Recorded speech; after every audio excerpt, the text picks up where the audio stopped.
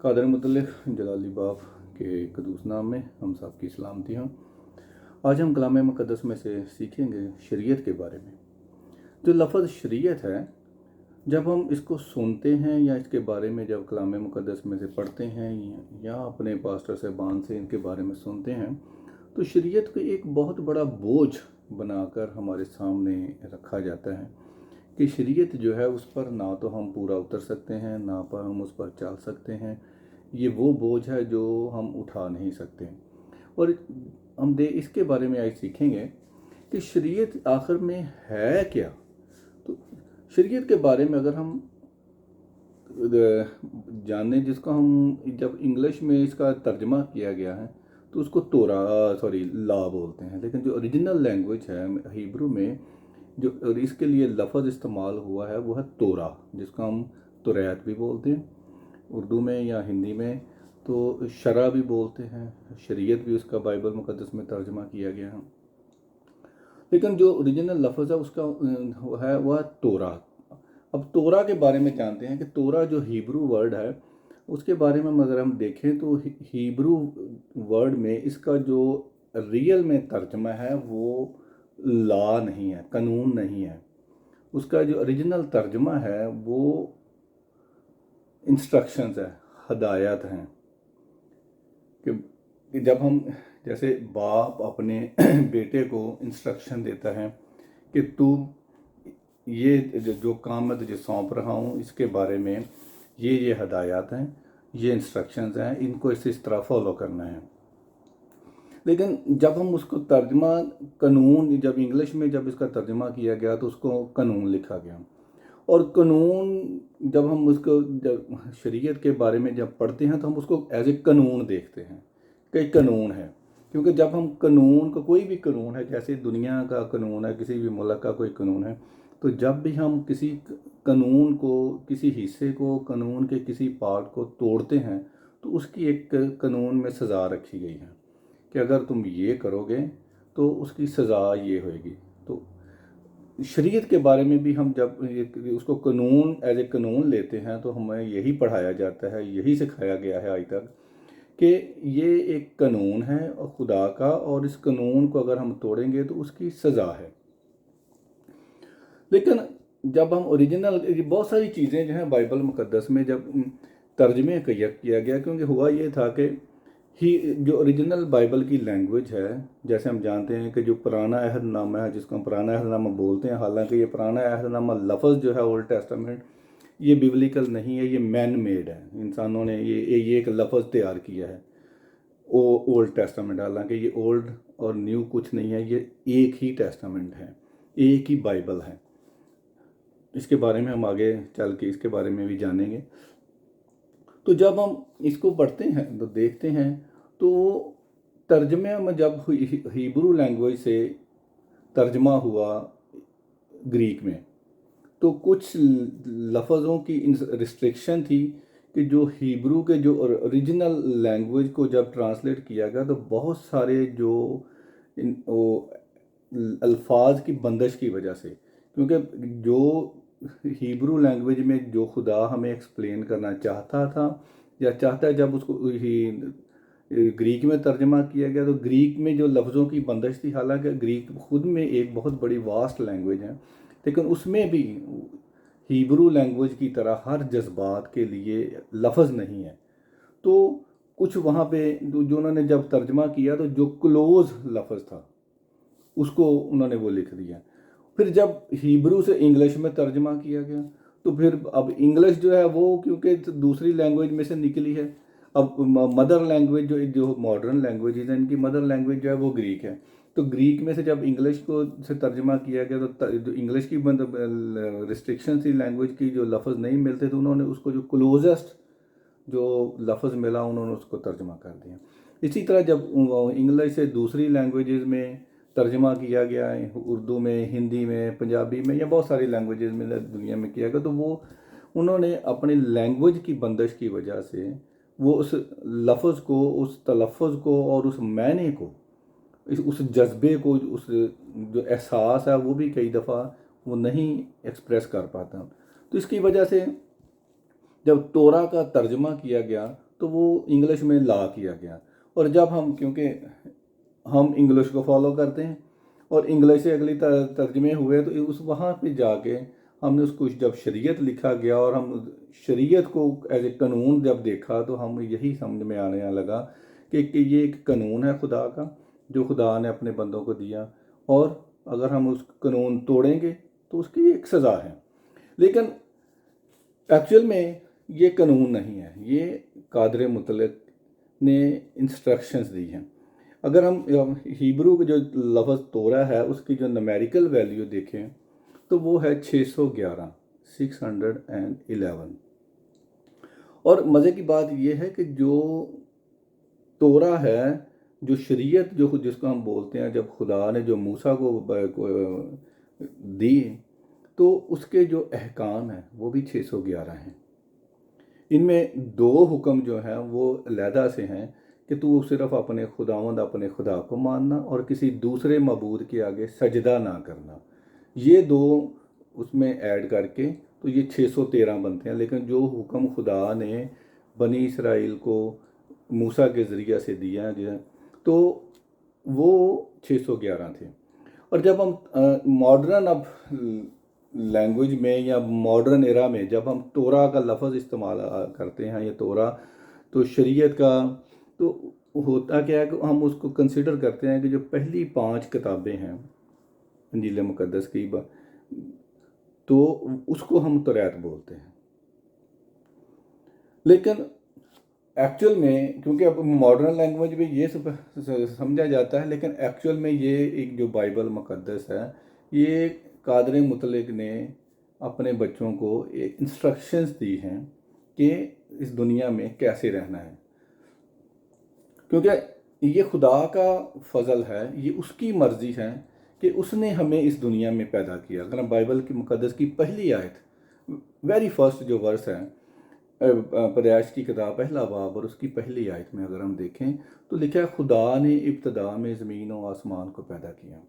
اب یہاں پر بڑی غور کرنے والی بات یہ ہے کہ خدا نے ابتدا میں زمین اور آسمان کو پیدا کیا، پھر خدا نے آگے چل کر لکھا ہے کہ 6 دن آدم کو اور پھر ہوا کو بنایا۔ تو یہ خدا کی مرضی تھی، خدا نے اپنی خوشی کے لیے انسان کو اور یہ کائنات کو بنایا کہ جو خدا کی مرضی ہے، جو خدا کا ایک پلان ہے اس کو پورا کرے۔ تو ہم خدا کی مرضی سے اس دنیا میں، اور خدا نے ہمیں اس دنیا میں جب رکھا تو خدا نے انسٹرکشنز دی، ہدایات دی کہ اس دنیا میں اس زمین پر ہمیں کیسے رہنا ہے۔ جیسے ہم دیکھتے ہیں کہ جو پہلا حکم خدا نے آدم کو دیا تو خدا نے اسے فرمایا کہ جو کچھ بھی اس باغ میں ہے عدن میں تو سب کچھ کھا سکتا ہے، لیکن نیک اور بد کی پہچان کا درخت جو ہے اس میں سے تو ہرگز نہ کھانا۔ اب یہ پہلا حکم تھا، جب یہ دیا گیا تو یہ خدا نے اس کو انسٹرکشنز دی کہ جو کچھ تو کھا سکتا ہے یہ سارے باغ میں سے کھا، لیکن یہ ایک درخت جو اس کا پھل نہ کھانا۔ اب اس کی جو وجہ ہے، جو اس کے اگلا جو چیز ہے وہ ایک علیحدہ سے ایک اپنے آپ میں ایک گہری بات ہے، لیکن ہم اپنے پوائنٹ پہ رہیں گے کہ خدا نے جب انسٹرکشن دی اس کو کہ یہ نہ کھانا، اس کا جو بھی خدا کا مقصد تھا وہ خدا کی حکمت تھی۔ اس خدا نے اپنی حکمت کے مطابق اپنے بیٹے کو، پہلا انسان جو تھا، اس کو یہ انسٹرکشن دی، لیکن وہ اس پر پورا اتر نہ سکا تو اس نے اس انسٹرکشن کو توڑ دیا۔ لیکن خدا نے وہاں پر پھر جب ہم دیکھتے ہیں کہ جب آدم جو ہے اس خدا کی انسٹرکشن پر پورا نہ اتر سکا تو خدا نے اس کو عدن سے باہر کیا اور پھر اس کی رہنمائی کرتا رہا کہ ایسے ایسے چلنا ہے۔ اب آگے چل کر ہم دیکھتے ہیں شریعت کے بارے میں، جب خدا نے اپنے قوم بنی اسرائیل کو جو ہدایت دی، شریعت دی، تو جو کوہ سینا پر خدا نے اپنے بندہ موسیٰ کی معرفت دی ہیں، اب وہاں پر بھی ہم دیکھیں تو جو شریعت کے 611 احکام ہیں ان میں سے کسی ایک کے ساتھ بھی یہ وعدہ نہیں ہے کہ اگر تو ان باتوں پر عمل نہ کرے گا تو تیری نجات جو ہے وہ ختم ہو جائے گی۔ یہ آپ کو ان پوری شریعت کی کتاب میں पांचों किताबों में, बल्कि पूरी जो जिसको हम ओल्ड टेस्टामेंट कहते हैं, कहीं भी ऐसा वादा नहीं है, ये कहीं ऐसी कोई सज़ा नहीं लिखी कि अगर तुम इन इंस्ट्रक्शंस पर, इन हदायत पर, या जिसको हम कानून बोलते हैं, अगर हम इसको एज ए कानून लें, तो फिर खुदा ने कहीं नहीं लिखा कि अगर तू इन कानून, इस हदायत पर अमल नहीं करेगा तो तू खुदा की हजूरी से दूर हो जाएगा, या तुझे वो जन्नत या हेवन या जो भी हम बोलते हैं वो तुझे नहीं मिलेगी। नहीं, अगर खुदा ने शरीयत में लिखा कि अगर तुम इन हुक्मों पर अमल करोगे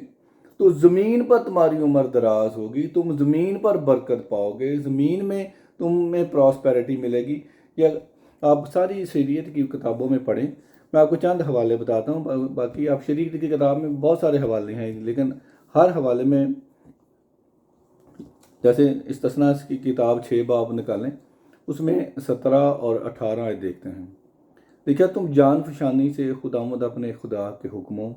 और शहादतों और आइन को जो उसने तुझको फरमाए हैं मानना, और तू वही करना जो खुदावंद की नज़र में दुरुस्त और अच्छा है, ताकि तेरा भला हो। और जिस अच्छे मुल्क की बाबत खुदावंद ने तेरे बाप दादा से कसम खाई, तो उसमें दाखिल होकर उस पर कब्ज़ा कर सके। ठीक है, इसी में अगर एक और हवाला पढ़ते हैं, इस्तिस्ना की किताब 30 बाब, उसकी 15 और 16 आयत देखते हैं। तो क्या देख, मैंने आज के दिन ज़िंदगी और भलाई को और मौत और बुराई को तेरे आगे रखा है, क्योंकि मैं आज के दिन तुझको हुक्म करता हूँ कि तू खुदावंद अपने खुदा से मोहब्बत रखे और उसकी राहों पर चले और उसके फरमान और आइन और अहकाम को माने, ताकि तू जीता रहे और बढ़े, और खुदावंद तेरा खुदा उस मुल्क में तुझको बरकत बख्शे जिस पर कब्ज़ा करने को तू वहाँ जा रहा है। अब ये देख, यहाँ पर खुदावंद कहता है कि उस मुल्क में जो मैं तुझे दे रहा हूँ, उसमें रहने का तरीका क्या है, उसमें मैनुअल जो खुदा ने बताया कि ये जो मैं तुझे दे रहा हूँ, इसको किस तरह तूने वहाँ पे रहना है, कैसे चलना है, कैसे एक दूसरे के साथ तुमने बिहेव करना है, क्या खाना है, क्या पीना है, कैसे खा सकते हो, कौन कौन चीज़ें नहीं खा सकते, कौन कौन से रिश्ते हैं, उनकी क्या कदर है, उनको किस तरह निभाना है। खुदा ने हर एक चीज़, यहाँ तक कि पर्दे लगाने तक का, घर की हर चीज़ को कैसे सजाना है, खुदा ने वो पूरा मैनुअल दिया है। ये इंस्ट्रक्शंस जो हैं, अब इन इंस्ट्रक्शन में कोई भी एक इंस्ट्रक्शन ऐसी नहीं है जिस पर अगर हम अमल ना किया तो उसकी सज़ा है। सज़ा के खुदा कहता है कि अगर तुम इन पर अमल करोगे तो तू उस मुल्क में जो मैं तुझे दूंगा उसमें बरकत पाएगा। यही चीज़ खुदा ने जब यशवा को, हम यशवा की किताब में देखें अगर पहले बाब में, तो लिखा है पहले बाब की 8 आयत में खुदा यशवा से फरमाता है कि शरीयत की ये किताब तेरे मुंह से ना हटे, बल्कि तुझे दिन और रात इसी का ध्यान हो, ताकि जो कुछ इसमें लिखा है तू उस सब पर तू एहतियात करके अमल कर सके, क्योंकि तब ही तुझे इकबाल मंदी की राह नसीब होगी और तू खूब कामयाब होगा। अब यहाँ पर जो वादा है वो यही है कि तुझे इकबाल मंदी की राह नसीब होगी और तू खूब कामयाब होगा। जो वो खुदा ने उसको मिशन दिया है, जो उसकी रिस्पॉन्सिबिलिटी खुदा ने उसको दी है, उसमें खुदा कहता है कि अगर तू इन बातों पर अमल करेगा तो तुझे कामयाबी मिलेगी। तो शरीयत जो है वो कानून नहीं है, वो हमें खुदा से मिलाने की राह नहीं है। खुदा से मिलाने के लिए ये एक हम खुदा ने एक बेस बनाई कि हमें जब आदम ने गुनाह किया, खुद रूहानियत से वो दूर हो गया, तो खुदा एक बेस बना रहा है मसीह यीशु तक पहुंचाने के लिए, ताकि हम उस कुर्बानी को, जो अब्दी कुर्बानी है जो मसीह यीशु ने हमारे लिए दी, हम उसको समझ सकें कि वो क्या है। अब उस कुर्बानी के लिए अगर हम देखें तो खुदा ने एक हुक्म, अब हम गौर करने वाली अब बात यहाँ पर ये है कि खुदा ने एक हुक्म दिया आदम को और हवा को कि इस दरख्त का फल ना खाना। वो उस पर पूरा ना उतर सका और खुदा ने उसको अदन से बाहर निकाल दिया। अब اگلا اگر ہم دیکھیں اب، جس کو ہم نیا عہد نامہ کر کہتے ہیں، مسیح یسوع نے جب خدا نے دیکھا کہ انسان جو ہے وہ موت میں گرتا چلا جا رہا ہے، اور خدا نے اپنے فضل سے مسیح یسوع کے وسیلہ سے اپنا ہمیں نجات دی، تو اس ایک مسیح یسوع نے بھی ایک ہمیں حکم دیا، عدن سے باہر ہمیں ایک حکم دیا ہے کہ ہم اس پر عمل کریں۔ اب ہم غور کرنے والی بات یہ ہے کہ ایک حکم خدا نے آدم کو دیا اور وہ پورا جب نہ اتر سکا تو خدا نے اس کو عدن سے باہر نکال دیا۔ عدن سے باہر خدا ہمارے پاس خود چل کے آیا ہے اپنے بیٹے کے ذریعہ سے، اور یہاں پر پھر اس نے ہمیں ایک حکم دیا ہے، اور وہ حکم کیا ہے کہ ہم اس کے بیٹے پر ایمان لائیں، جس کو اس نے بھیجا ہے اس پر ایمان لائیں۔ یہ حکم اگر ہم یوحنا کا پہلا خط اس کے میں اگر دیکھیں، یوحنا کا پہلا خط میں میرے ساتھ نکالیں، اس کا 3 باب، اور لکھا ہے اس کی 23 آیت میں لکھا ہے، اور اس کا حکم یہ ہے کہ ہم اس کے بیٹے یسوع مسیح کے نام پر ایمان لائیں، اور جیسا اس نے حکم دیا اس کے موافق آپس میں محبت رکھیں۔ اب صرف یہی حکم ہے جو ہمیں نجات دے سکتا ہے۔ اس چیز کا ذکر جو ہے وہ ہمیں اب شریعت میں جس کو ہم شریعت بولتے ہیں، جو موسیٰ کو دی گئی، ان میں ان چیزوں کا کہہ لو کہ نہیں بتایا گیا کہ اگر ہم ان پر عمل نہیں کریں گے تو ہم خدا کے پاس نہیں جا سکتے۔ لیکن اس حکم کے ساتھ یہ وعدہ ہے کہ اگر ہم اس کے بھیجے ہوئے پر ایمان نہ لائیں تو ہمیں ہمیشہ کی زندگی نہیں مل سکتی، ہم موت کے ساتھ ہمارا بندھن جو ہے وہ قائم رہے گا۔ اس بات پر عمل کرنا صرف ایک قانون جو ہے، ایک حکم، ایک ہدایت جو ہے، قانون یا حکم نہیں کہنا چاہیے، یہ ہدایت ہے کہ اگر ہم نے روحانی زندگی، ہمیشہ کی زندگی پانی ہے تو ہمیں اس حکم پر عمل کرنا پڑے گا تاکہ ہم واپس عدن میں جا سکیں۔ عدن میں واپس نکلے ہوئے جب آدم نے گناہ کیا اور عدن سے ٹھکرا دیا گیا، تو اس ایک حکم پر عمل کرنے سے ہم دوبارہ عدن میں داخل ہو سکتے ہیں۔ وہ میں آپ کو بتاتا ہوں کہ کیسے خدا نے اس کلام مقدس میں ہمیں یہ بتایا ہے کہ یہ حکم جو ہے، جب ہم یوحنا کی انجیل 3 باب اور اس کی 16 آیت میں دیکھیں کہ لکھا ہے کہ خدا نے دنیا سے ایسی محبت کی کہ اس نے اپنا اکلوتا بیٹا بخش دیا تاکہ جو کوئی اس پر ایمان لائے ہلاک نہ ہو بلکہ ہمیشہ کی زندگی پائے۔ آگے چل کے وہ کہتا ہے کہ جو ہلاک جو ہوں گے وہ اس لیے ہوں گے کہ انہوں نے خدا کے بھیجے ہوئے پر ایمان نہیں لائے۔ اور ہمیں کسی چیز کا خداوند جو ہے وہ نہیں کہتا، 17ویں آیت میں لکھا، اور جو اس پر ایمان لاتا اس پر سزا کا حکم نہیں ہوتا، اور جو اس پر ایمان نہیں لاتا اس پر سزا کا حکم ہو چکا، اس لیے کہ وہ خدا کے اکلوتے بیٹے کے نام پر ایمان نہیں لایا۔ اور سزا کے حکم کا سبب یہ ہے کہ نور دنیا میں آیا ہے اور آدمی نے طریقی کو نور سے زیادہ پسند کیا۔ اب یہاں پر خدا سختی سے یہ حکم دے رہا ہے کہ اگر اس کے بھیجے ہوئے پر، اس کے بیٹے پر ایمان نہیں لائے گا جو کوئی بھی، اس کو ہمیشہ کی زندگی نہیں ملے گی، وہ موت، ابدی موت پائے گا۔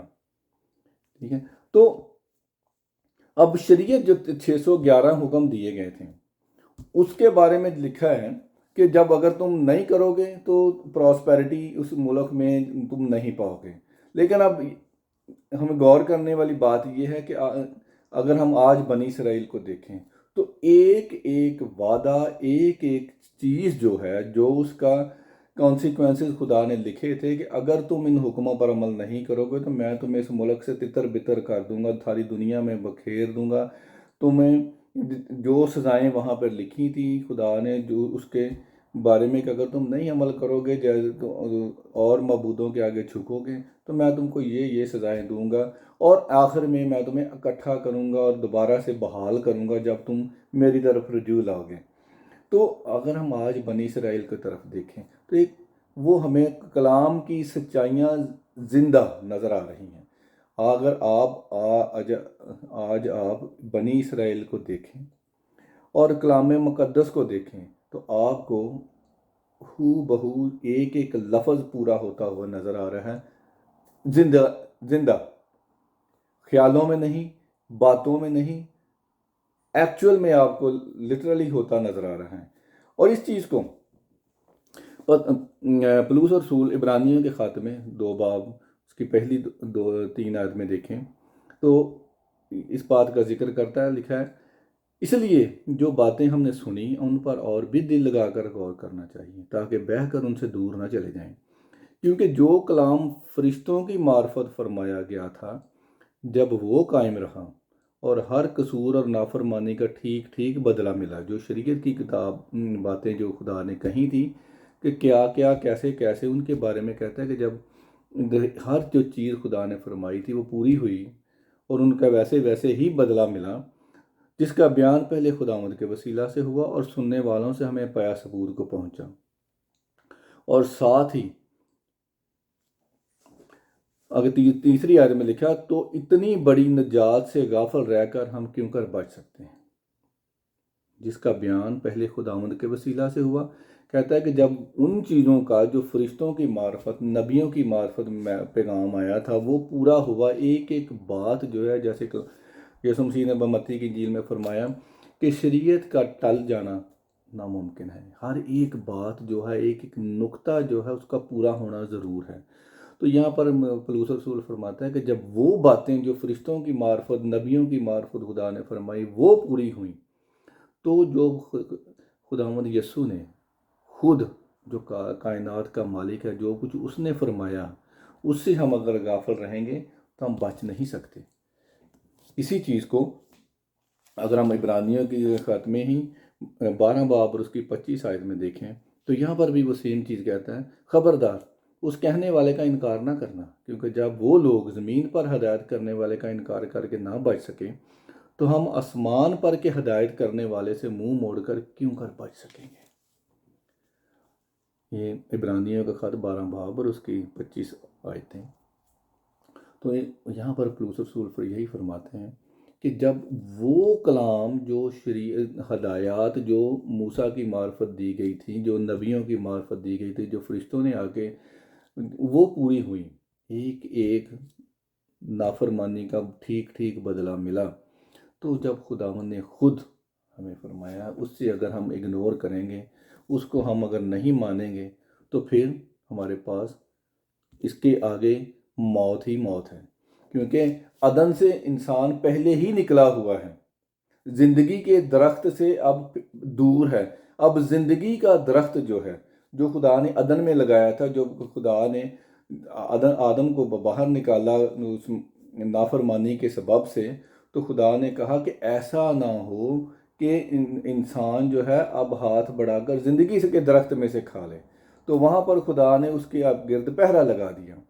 اور اب پہرا لگا کے خدا نے آدم کو عدن سے باہر کر دیا، اور اب ہم عدن سے باہر ہیں۔ عدن سے باہر اب خداوند خود ہمارے پاس آیا ہے، اور اس نے ہمیں ایک سمپل فارمولا دیا ہے کہ ہم اس کے بیٹے پر ایمان لائیں، اور اگر ہم اس پر ایمان لائیں گے تو ہمیں ہمیشہ کی زندگی پائیں گے۔ اور اس کے ساتھ ہمیں مکاشفہ کی کتاب میں اگر ہم آخری باب میں دیکھیں تو لکھا ہے، آخری باب 22ویں باب اس کی 14ویں آیت میں لکھا ہے، مبارک ہیں وہ جو اپنے جامے دھوتے ہیں کیونکہ زندگی کے درخت کے پاس آنے کا اختیار پائیں گے۔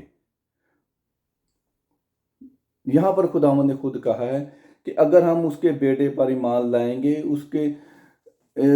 خون سے اپنے جامے دھوئیں گے، تو اسی زندگی کے درخت کے پاس آنے کا اختیار پائیں گے، اور اس زندگی کا درخت جو ہے وہ خود چل کر ہمارے پاس آیا ہے، کیونکہ یوحنا کی انجیل میں خداوند یسوع نے خود فرمایا کہ میرا گوشت کھانے کی چیز ہے، جو میرا گوشت نہیں کھاتا، میرا خون نہیں پیتا، اس میں زندگی نہیں۔ تو وہ زندگی کا درخت خود چل کر ہمارے پاس آیا ہے، اب ہمیں اس پر ایمان لانے کی ضرورت ہے، اور اگر ہم سمپلی اس پر ایمان لائیں گے تو ہمیشہ کی زندگی پائیں گے۔ خداوند ہم سب کو کلام مقدس کے پڑھنے اور اس کے بیٹے یسوع مسیح پر ایمان لانے کی طاقت